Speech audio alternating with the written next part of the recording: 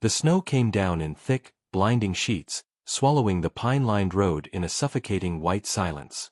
The wind howled like a wounded animal, rattling branches and making the temperature drop to dangerous levels. A black luxury SUV cut through the storm, its high beams barely slicing the dense curtain of snow. Behind the wheel sat a man with sharp eyes and a clenched jaw, his knuckles white as they gripped the steering wheel. He wasn't headed anywhere in particular, just away. Away from a city full of ghosts and memories that never let him sleep. The man's name was Sebastian Drake. Billionaire tech mogul. Reclusive widower. To the world, he was a genius. To himself, he was a haunted man searching for reasons to breathe. Then he saw it. A shadow. A flash of something unnatural against the clean white snow. He slammed the brakes, tires skidding slightly before the SUV came to a halt. He threw the door open without hesitation, boots crunching into ice as he stepped into the storm. The wind cut across his face like a blade, but he didn't care. His instincts screamed louder than the cold. Just ahead, half concealed by the snowdrift and framed by twisted branches, was a woman. Chained, to a tree like an animal. Her clothes were torn, her body limp, her face ashen from exposure. She wasn't moving. Snow covered her shoulders, and her long, dark hair was frozen to her cheeks. Her arms were scraped raw from the cold metal cuffs biting into her skin. "Jesus!" he whispered, rushing forward. She didn't respond. Her belly was rounded beneath a dirted sweater, the unmistakable curve of late pregnancy. Hey, can you hear me?" Sebastian tore off his coat, wrapping it around her shaking form as he struggled with the chain. He pulled a multi-tool from his jacket pocket and worked furiously. Each second felt like an hour. Finally, the metal gave way. He lifted her into his arms. She was ice-cold and barely breathing. He raced back to the SUV, whispering assurances into her ear she likely couldn't hear. "You're gonna be okay. I've got you now. I swear, you're safe." As the SUV roared back to life and sped away into the white abyss, the woman's hand twitched slightly, curling against his chest. She was still fighting. Still alive. Hours later, she opened her eyes in a warm, gold-lit bedroom, her body wrapped in silk sheets, the sound of soft jazz in the distance. She blinked weakly, trying to understand. Who was he? Where was she? And why did the stranger's eyes look so familiar? Once, Eleanor Matthews had been a woman full of light. Her laugh used to fill rooms, her dreams sprawled across pages of notebooks she kept by her bedside. She'd wanted to become a schoolteacher, dreamed of a home filled with warmth, books, and children's laughter. But that life felt like a cruel memory now, distant, hazy, unreachable. She no longer laughed. She barely spoke. The sparkle in her hazel eyes had dulled into something brittle and haunted. She lived in the cold, echoing halls of the Whitmore estate, a sprawling mansion hidden deep in the hills far from town. Isolation clung to the walls like ivy. The silence was unnatural, suffocating. Every corner of the house whispered judgment. Her husband, Victor Whitmore, rarely looked her in the eyes anymore. When he did, it was only to glare, scoff, or accuse. He hadn't always been like this. In the early months of their relationship, he'd been charming, attentive, even. But after the wedding, something had shifted. He became distant, cruel. The mask had slipped. Now, with her belly rounding into visible pregnancy, the hostility had intensified. Instead of joy, her condition ignited fury. "This isn't mine," Victor hissed the day she showed him the positive test. "You think I don't know what this is? A trap. You've ruined everything." "I'm your wife," Eleanor whispered, barely able to stand under his glare. "I haven't been with anyone else." "How can you say?" "You disgust me," he spat. "You're just like your mother, desperate, manipulative." His words were knives, but his actions cut deeper. He withdrew every kindness. She wasn't allowed to leave the property without his permission. Her phone calls were monitored. Friends stopped calling long ago, driven away by Victor's cold politeness and her sudden silences. Her emails went unread. Her laptop disappeared. Even the staff had been replaced with cold-eyed strangers who answered only to the in-laws. Victor's mother, Eugenia, and father, Bernard, were no better. Cold, calculating, and obsessed with the family's public image, they treated Eleanor like a blemish. "You've embarrassed us enough," Eugenia would mutter. "A child born into scandal is not a Whitmore." "What scandal?" Eleanor cried one morning, clutching her bump. "This is your son's baby. I've done nothing wrong." "Then why does Victor detest you?" Bernard sneered. "You must have done something. Don't play the innocent, girl." She tried to protect the little life growing inside her with everything she had. She began whispering lullabies when alone, promising her baby they'd escape someday. She saved bits of toast from breakfast to stash in her nightstand, just in case they cut her food again. She even wrote letters she never mailed, pleas for help addressed to no one. When she tried calling her sister one night, Victor caught her and smashed the phone against the fireplace. "Don't test me again," he warned, jaw tight. "Next time, I won't be so forgiving." "Please," she whispered, tears blurring her vision. "Please, for the baby, just let me go. You don't even want us." "Exactly," he said flatly, walking out without another word. That night, as snow began to fall gently outside the frosted windows, Eleanor sat by the nursery room she'd secretly decorated, soft pastels and handmade touches that no one else had noticed. She placed a trembling hand on her stomach. The baby kicked, and for a moment, she felt a flicker of purpose again. She wasn't entirely alone. Not yet. But the flicker dimmed quickly when Eugenia entered without knocking. The older woman stood silently at the door, arms crossed, eyes sharp. "Whatever fantasy you're living in, end it now," she said coldly. "You won't be raising that child. Not under this roof." Eleanor didn't respond. She didn't scream or beg. She simply closed her eyes and rocked gently in the chair, holding her belly as if shielding her baby from the poison in the air. No one was coming to help her. That much she had accepted. But in her heart, she still believed in one thing: if she could just survive long enough, maybe one day someone would see her, hear her. Maybe fate, or God, or a stranger with a kind heart would intervene. Because if not, she feared what Victor would do next. Vanessa Lancaster was everything Eleanor wasn't, at least in Victor's eyes. Tall, striking, ruthless. Her lips were always painted a venomous red, and her voice carried the kind of confidence that fed Victor's ego like gasoline to fire. She was the daughter of a real estate mogul, a fixture in high society galas, and never tolerated second place. Especially not to a wife hidden away in the hills like a family embarrassment. Victor had been sleeping with Vanessa for nearly a year, slipping away under the excuse of business trips and late-night meetings.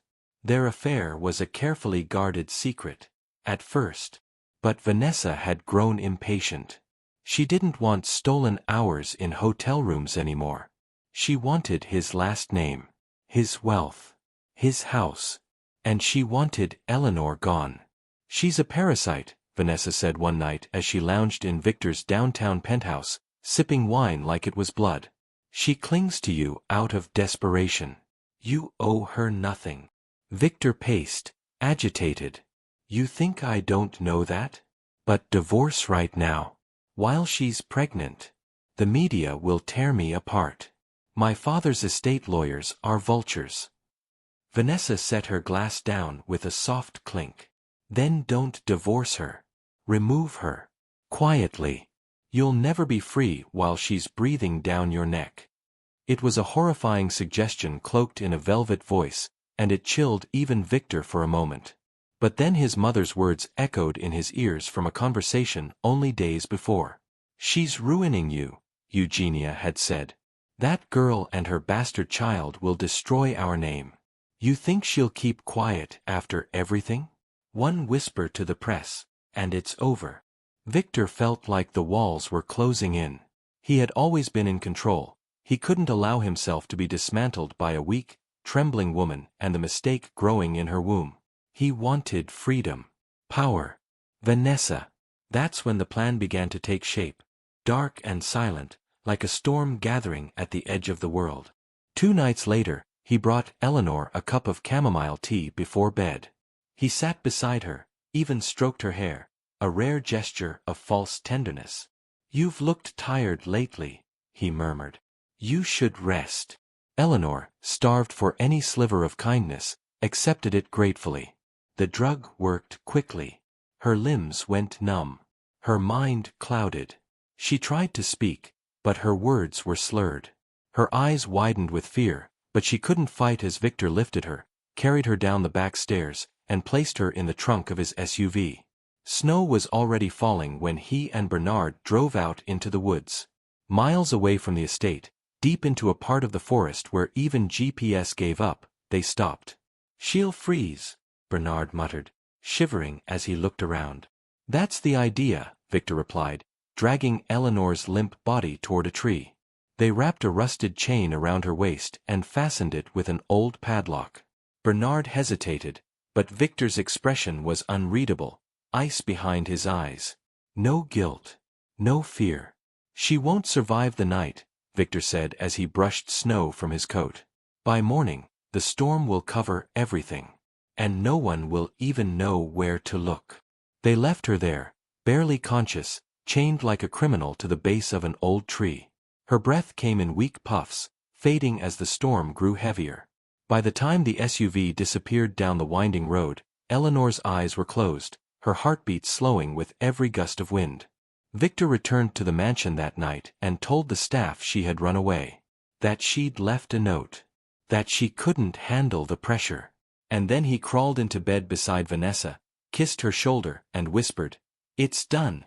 Neither of them believed they'd ever hear Eleanor's name again. The snowstorm had swallowed the world in silence. Trees stood like ghostly statues, and the mountain road winding toward Lake Asher was nearly invisible under the heavy fall. Sebastian Drake squinted through the windshield of his SUV, the wipers struggling to keep up with the relentless snow. He shouldn't have been driving in such conditions. Every alert on his phone had warned against travel, but tonight wasn't about logic. It was about escape. It was the anniversary of Claire's death. 3 years ago, on this exact date, he had lost the only woman who'd ever truly seen him. Since then, grief had become his shadow, and the annual pilgrimage to the remote lakeside cabin had become his way of coping.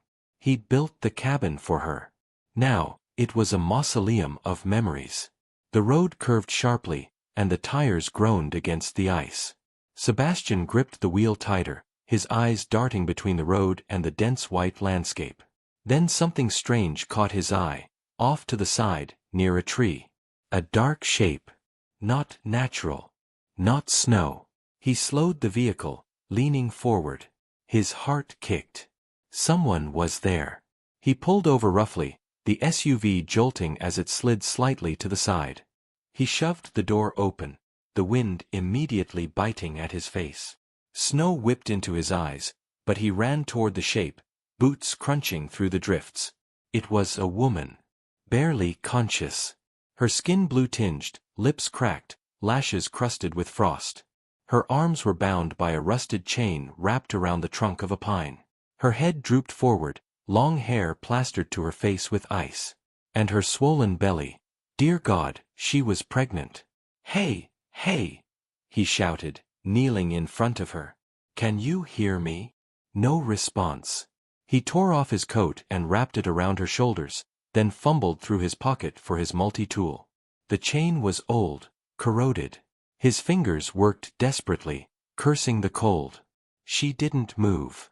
He could barely feel a pulse in her wrist, but it was there, faint and fading. After several agonizing minutes, the lock gave. The chain slid loose, and she slumped forward. He caught her just in time, scooping her into his arms. Her body was limp, her weight frighteningly light. "It's okay," he whispered, his own heart thudding in panic. "You're safe. I've got you." Back in the SUV, he blasted the heat and laid her gently across the back seat, covering her with every spare blanket and coat he could find. He dialed the emergency line, but service was barely hanging on. The dispatcher struggled to hear him. Pregnant woman. Frostbite. Unconscious. Sending GPS coordinates. I'm heading to Lakeside General, he barked, not waiting for permission. He drove like a man possessed, eyes flicking from the road to the rearview mirror every few seconds to make sure she was still breathing. She looked so fragile, like glass about to shatter. 40 agonizing minutes later, the emergency room staff rushed to meet him. They pulled her onto a stretcher and whisked her away.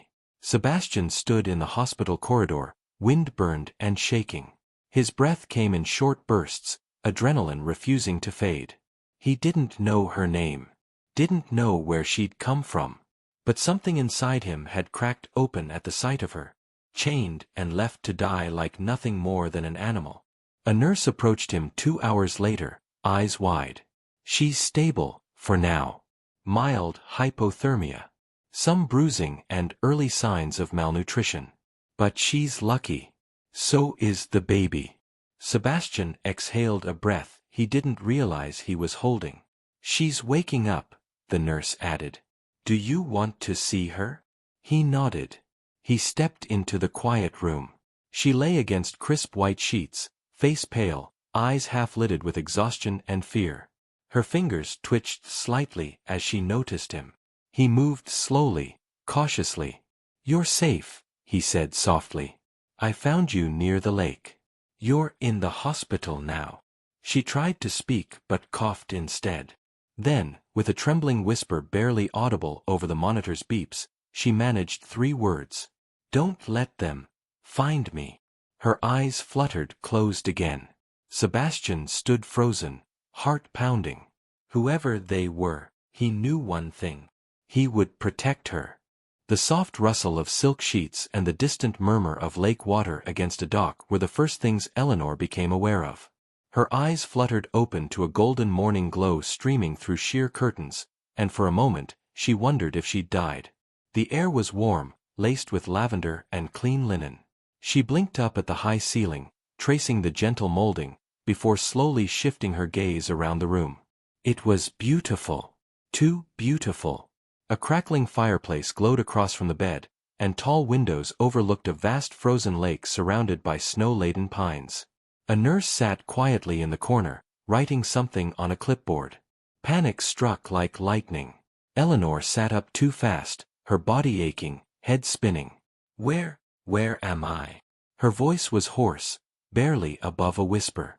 The nurse rushed over gently. You're safe, sweetheart. Please don't strain yourself. Safe. The word echoed strangely in her mind. Who brought me here? She demanded, clutching the blanket tighter around herself. Her heart was pounding as the images returned in fractured pieces. Snow, chains, windburn, and then a man's eyes. Kind. Intense. The nurse smiled kindly. A man found you on the side of the road during the storm. His name is Sebastian Drake. You were in the hospital for 3 days. He brought you here to recover under private care. Private care. Mansion. No hospital monitors. No police. Her pulse surged. Was this some kind of trap? She threw the blanket off and swung her legs over the edge, her knees weak beneath her. I have to leave, she whispered, more to herself than anyone else. I can't stay here. I don't know him. I can't trust. Stop. A deep voice came from the doorway. She turned sharply. He stood there in dark jeans and a simple sweater, snow still dusting his shoulders. Sebastian. Tall. Steady. Nothing threatening in his posture. No smirk. No judgment. I know you're afraid, he said softly. But I'm not here to control you or keep you. I just didn't want you to die out there. She didn't speak, her fingers trembling. I brought in a therapist, he added, motioning gently behind him. She's a woman. Her name's Dr. Patel. You don't have to talk if you're not ready. You don't owe me anything. Eleanor narrowed her eyes. Why would you help someone like me? He looked at her for a long moment, something unreadable flickering in his gaze. Because I lost someone once. And I couldn't save her. But I could save you. Something in her cracked. She sat back down slowly, too tired to argue with sincerity. Over the next few days, she remained wary. She ate in small bites, kept to her room, and avoided mirrors. The nurse, Clara, was gentle and respectful. Never too close, never too distant. Dr. Patel would visit in the mornings, never pushing, just leaving soft questions like breadcrumbs Eleanor could choose to follow. Sebastian kept his distance mostly. Sometimes he left meals at her door. Other times, she heard the low hum of piano from another room. There was no locked door. No orders. No guilt. And for the first time in what felt like years, Eleanor's body began to rest. She stepped out onto the balcony one night, wrapped in a thick robe, and watched the snow fall quietly over the lake. The wind didn't howl like it had before. It whispered instead. Inside, she sat by the fire and rested her hand on her stomach. The baby kicked. Strong. Alive. Tears filled her eyes, but they weren't from fear this time. They were from something new. Fragile, but real. Hope. She didn't trust him yet. Not completely. But for the first time in a very long time, she didn't feel like prey. She felt human. Sebastian sat alone in his study, fingers steepled beneath his chin as snowflakes danced beyond the tall windows. His thoughts had grown heavier with each passing day Eleanor remained under his roof. She was getting stronger, slowly, and he saw glimpses of the woman buried beneath layers of fear. But she rarely spoke about her past, never used names, never mentioned where she was from. She flinched at sudden sounds. Her hand always curled protectively over her stomach as if shielding the child from memories that hadn't let go. He couldn't force her to talk. But he needed to know who had done this to her. So, he made a call. Harper Lane was one of the best private investigators in the city. Discreet, relentless, and fiercely independent. When she arrived at the cabin, her expression said everything. Curiosity, concern, and something darker when she saw the photos of Eleanor taken on the night of the rescue. Bruised. Chained. Barely alive. It took Harper 4 days. Sebastian was in the kitchen pouring tea when she walked in, snow melting from her boots. "I know who she is," Harper said. "Her name is Eleanor Whitmore. Married to Victor Whitmore. Yes, that Whitmore. Old money, political ties, image-obsessed family. She's been missing for nearly 2 weeks." Sebastian froze. Her husband claimed she ran away. Told the media she was overwhelmed by her pregnancy. The story was picked up by every major outlet. The Whitmores put on a great show, press conferences, crocodile tears, family statements. But no police report, Sebastian guessed. Exactly. Nothing official. Just a media campaign to paint her as unstable. But here's where it gets worse. Harper tossed a file on the counter, thick with surveillance photos and background checks. "I followed the trail. There were financial transactions, cash withdrawals, a missing SUV, and a deleted GPS trail that was partially recovered. Victor drove somewhere that night. Somewhere deep in the woods. And your GPS location matches." Sebastian felt his stomach knot. "They left her there on purpose."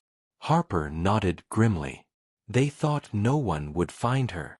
He closed his eyes, rage curling in his chest. Then he stood, carrying the file into the sunroom where Eleanor sat curled up in a chair, a blanket over her knees and a book untouched in her lap. He didn't drop the papers in front of her. He sat across from her, calm and quiet. "I know who you are," he said gently. "And I know what they did." Her shoulders stiffened. She didn't speak. "You don't have to say anything right now. But the lies they're telling, if we don't expose them, they'll keep winning." Eleanor turned her head slowly, her voice barely audible. "They'll never let me live if I speak. They'll find me. My baby." Sebastian leaned forward.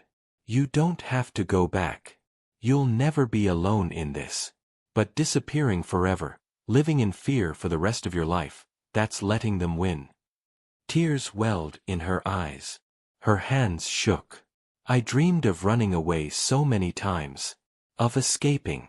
But even in my dreams, They found me.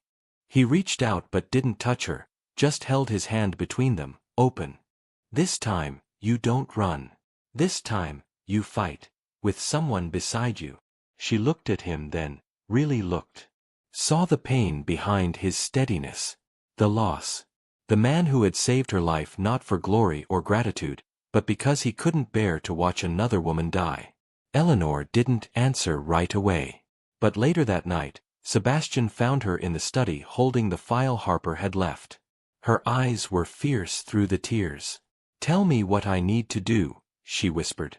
Victor Whitmore stood at the edge of a rooftop cocktail party, glass of champagne in hand, Vanessa draped elegantly on his arm like a prize he'd finally earned. The city skyline stretched behind them, twinkling with light and life. Reporters snapped photos, and socialites whispered admiring comments. To the outside world, Victor looked untouchable, wealthy, powerful, newly single, and madly in love with a striking heiress.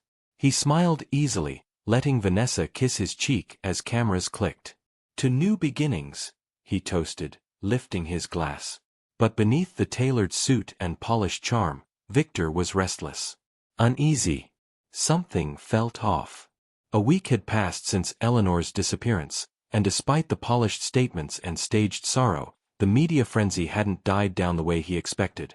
Most of the coverage painted Eleanor as mentally unstable, a fragile woman who'd likely wandered off and couldn't handle motherhood. The Whitmore's PR team had worked hard to cement the narrative. Still, whispers persisted. Not all of them were sympathetic. She didn't leave a note? Why didn't they file a missing person report? Wasn't she due soon? Victor brushed them off with casual disdain. She had issues, he told reporters. We tried everything. But behind closed doors, his world was beginning to fray. 2 nights ago, he'd received an anonymous envelope at his office. Inside, a blurry image of a woman wrapped in blankets beside a lake. There was no message. No name. Just a date scribbled at the bottom in red ink. The night of the storm. Victor had shredded the photo immediately, but it haunted him. Someone knew. Someone had seen her. Vanessa noticed his shifting mood. You're distracted, she said one morning over breakfast in his penthouse. Is it the board vote next week? He shook his head. It's nothing. But it wasn't nothing. A financial blog had just published a speculative piece about Whitmore Industries' offshore holdings. Then, a second report dropped the next day, claiming Victor was under investigation for stock manipulation and tax discrepancies. The whispers grew louder. Investors pulled out. Partners canceled meetings. He was losing control. The final blow came when an investigative journalist, Jane Moreno, posted a cryptic update on her feed. Sometimes, the women they claim are gone, are just waiting for the right time to speak. Victor's chest went cold. He made a dozen phone calls, demanded PR damage control, offered bonuses to attorneys and media handlers. Vanessa tried to calm him, but even she could see the cracks. What if she's alive? Victor asked her one night, pacing his study. What if someone found her? Vanessa stiffened. She couldn't have survived out there. Not with the baby. But what if she did? There was silence. Long, heavy. Victor stared out the window, the city lights no longer comforting. His empire, built on lies, control, and power, was beginning to collapse, brick by brick. And for the first time in years, Victor Whitmore felt something foreign and terrifying crawl up his spine. Fear. Eleanor sat by the lake as early spring began to thaw the edges of the ice, the soft crackling of melting snow echoing across the quiet water. A thick shawl wrapped around her shoulders, and the latest ultrasound image trembled slightly in her hands.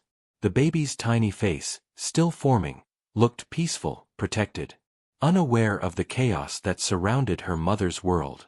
Behind her, Sebastian stood a respectful distance away, his hands in his pockets, gaze fixed on the horizon. He hadn't said much that morning. He knew she needed space, time. But the weight of the decision before her couldn't wait much longer. You don't have to make this about them, he finally said, voice gentle. You could walk away. Change your name. I'll protect you. No one has to know. Eleanor's grip on the image tightened. Her instinct to flee had been her shield for so long. Disappearing meant safety. A clean slate. A life where Victor's voice could never reach her child. But hiding also meant surrendering to the lie. Letting the world believe she'd been the one who broke. That she abandoned her family. That Victor was innocent. She couldn't stop thinking about what her daughter would grow up believing, if she even knew the truth at all. Would Victor twist history in her absence? Claim to mourn a wife who ran away from motherhood? Would her child one day wonder why she stayed silent? The thought made Eleanor sick. I wanted to run, she admitted quietly. I wanted to pretend none of this happened. Start over. Just be free. Sebastian nodded, waiting. But then I looked at her face, she whispered, holding up the image.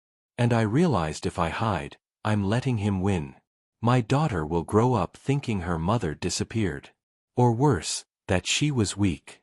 That she couldn't protect her. Sebastian moved closer but didn't speak. I survived for her, Eleanor said. I held on to every second of life chained to that tree because I needed her to live. And now that she's alive in me, I owe her the truth. She looked up, eyes clearer than they had been in weeks. I'm done running. Sebastian's lips curved into something between pride and quiet relief. He offered his hand, not as a rescuer, but as an ally. Eleanor took it. Then we make your story heard, he said. She nodded, standing slowly. And we make sure he never touches another woman again. The wind brushed softly across the lake as if in agreement, carrying away the last fragments of silence. Eleanor wasn't just choosing to speak, she was choosing to reclaim everything Victor had tried to destroy. Her voice, her name, and the future of the child she had almost died to protect. The courthouse steps were lined with flashing cameras and shouting reporters, their voices echoing across the marble columns like thunder. Eleanor stepped out of the black car with slow, careful steps, her hand resting over her stomach, her chin lifted in quiet defiance. She wore a simple navy dress, her hair tucked into a neat bun, no makeup except for a light layer of foundation hiding faint bruises that hadn't fully faded. But it was her eyes that caught everyone's attention, steady, unwavering, unafraid. Sebastian walked beside her but didn't crowd her. He offered no statement to the press, no dramatic gestures. His quiet presence said everything, she's not alone. Inside, the courtroom buzzed with electricity. Journalists filled the gallery. The judge had agreed to cameras. Public interest was too high. The world had read the headline, "Pregnant wife found chained in snow, husband on trial," but now they were about to witness the truth unfold in full. Victor sat at the defendant's table, perfectly dressed in a designer suit, flanked by high-powered attorneys. But his face looked pale, tired. He hadn't expected this day to come, not really. He had believed she'd vanish into the woods and into history. Now here she was, alive and pregnant with the very child he had tried to erase. Victor's defense leaned into manipulation. They claimed Eleanor had suffered from severe emotional distress. That she had fabricated the abuse. That she had chained herself in a delusional episode and fled to create a dramatic narrative. The gallery murmured in disbelief. But then Eleanor took the stand. She sat with her back straight, microphone adjusted. Her hands didn't shake. Her voice, when it came, was soft, but every word landed like a hammer. I was isolated, starved, stripped of identity and dignity. He said I was unworthy. His family called my baby a mistake. And when I begged for help, he gave me tea laced with sedatives and drove me into the woods, in the middle of a snowstorm. He chained me to a tree and left me to die. I survived by the grace of a stranger and the heartbeat I felt beneath my ribs. The room fell silent. Victor's attorney tried to rattle her on cross-examination, suggesting she had no witnesses, no proof. But Eleanor never flinched. You don't leave a woman in the snow to be found, she said, locking eyes with Victor. You leave her to be buried. Gasps filled the room. Throughout it all, Sebastian sat in the back row, hands folded, gaze fixed on her. He didn't smile. He didn't cry. But his chest swelled with something deeper than pride. This wasn't just a courtroom battle. It was her resurrection. When the jury returned, the verdict was swift. Guilty, on all counts. Victor's face turned ghostly white. His father left the room before the sentence was even read. Vanessa, nowhere to be seen during the trial, vanished from media and society alike in the weeks that followed. Her social accounts went dark. Her name faded like smoke. Outside, reporters swarmed for statements. Eleanor paused at the courthouse steps, Sebastian at her side. Microphones reached toward her. She looked straight into the cameras and said, "I speak for every woman who thought her voice wouldn't be believed. For every mother who was told her baby didn't matter. We survived. And we're not silent anymore." Then she turned and walked down the steps into a different kind of future, one where she finally owned her story. Sunlight danced across the still waters of the lake, rippling softly as the breeze whispered through the trees. The snow had long since melted, giving way to a blanket of wildflowers and emerald-green grass. Eleanor stood near the edge of the lake, cradling a giggling baby in her arms, her long cardigan fluttering in the wind. Aurora's tiny fingers reached for a passing butterfly, her laughter like music against the hush of the early spring morning. It had been a year since the storm. A year since that brutal night had nearly stolen everything from her. And now, this. A child with a name that meant dawn, new light. Aurora. Eleanor pressed a gentle kiss to her daughter's head and breathed in the sweet scent of baby powder and spring air. She still woke some nights, heart racing, remnants of fear clinging to her skin. But they no longer consumed her. She had turned pain into purpose. Behind her, the large banner still fluttered outside the Lakeside Community Center, announcing the grand opening of the Aurora Foundation, a safe haven for abused and abandoned women. It was Eleanor's vision, but Sebastian had made it real with quiet support and a generous donation that never came with conditions. The center was already sheltering 5 women and 2 children. It was more than she had ever dared dream. Later that evening, after the small birthday gathering had ended and Aurora had fallen asleep against her chest, Eleanor stepped onto the dock where Sebastian was already waiting. He stood barefoot, pant legs rolled up, skipping stones across the darkening water. He turned as she approached, offering a soft smile. "You did it." "We did," she wanted to say. But she only nodded, settling beside him on the dock as she rocked the baby gently. The silence between them was comfortable, deep. Sebastian glanced at her. "You ever think about what would have happened if I'd taken a different road that night?" "All the time," she replied. "But I'm done mourning the storm. It brought me here." He looked at her then, not with pity or obligation, but with something warmer. Something unspoken. As the sky turned pink with dusk and the lake reflected the last light of day, Eleanor whispered, "This is my spring." And Sebastian, leaning just slightly closer, murmured back, "And she's your dawn." Aurora stirred in her sleep, and somewhere in the distance, winter finally let go.